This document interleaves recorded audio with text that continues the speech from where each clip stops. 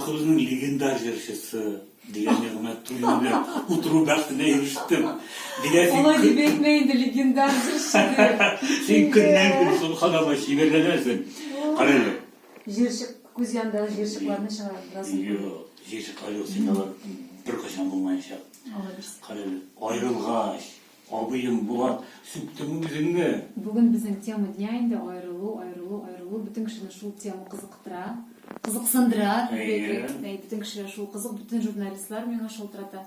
Қазір бетінде біз 3 жыл елік айрылдық.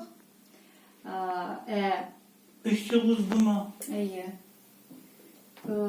Қазір енді мұны сыр етіп соқлау енді не yok, мұның мәғнесі yok. Чүнки Марат бүтін жерге өзінің халал жіфті білі фотоларını қойды. Шунан шау-шу кетті бетінде. И қазір менға енді...